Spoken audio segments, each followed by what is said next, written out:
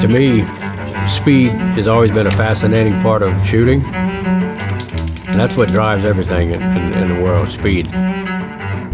People appreciate the fact that you're racing.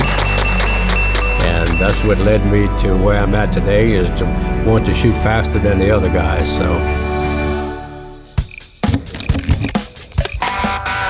having grown up in South Louisiana, everybody hunted. When the season would close, it's pretty quiet.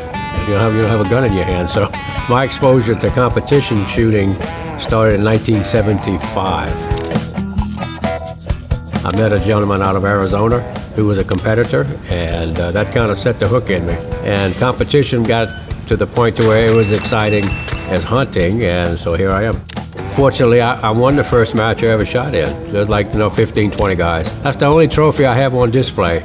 Since that day, I have really no record of what I've ever competed in. The trophy, I've set it on the side. I don't want to see it. I always want to stay hungry for the next match. You want it to be a first time every time.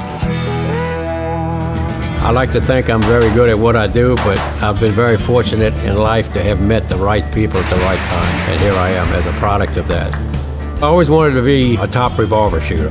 When I first started shooting, if you said revolver, first thing came to your mind is Smith Wesson. They make the best revolver, fastest revolver. The timing was perfect for me. I was ready to change career paths, and they enticed me to be a full-time shooter.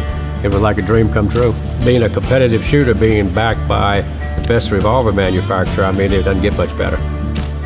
Smith Wesson started their pro team in 1990. Tommy Campbell, Mike Plaxco, Brian Enos, myself, and Judy Woolley. So that was the team. Roy Jinks was the one who pioneered the concept of a pro team.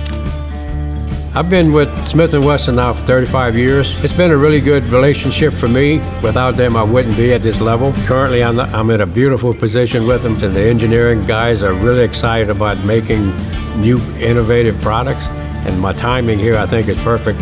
I got a lot of influence, I hope. As an end user of the product, my influence has some effect on the product design, which you could change, make it faster, smoother. As a competition shooter, that's what we're looking for. The 327 WR, well, it was out of everybody's comfort zone a little bit. I had some requirements that I wanted. The scandium frame was one of them. The barrel twist, the porting on the barrels. They have a new generation of sight base they made just for that gun. So it sounds small, but to have all that interjection into a manufacturing process in a timely manner is pretty amazing. And we did the plate rack record.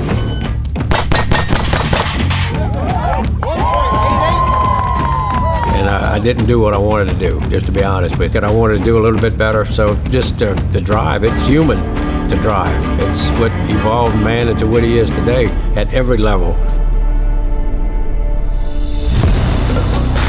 One thing about what I do as a professional, there's nobody I can go talk to and say, hey Fred, how do you shoot fast? Hey, I'm inventing as I go on what techniques and what platforms, what style.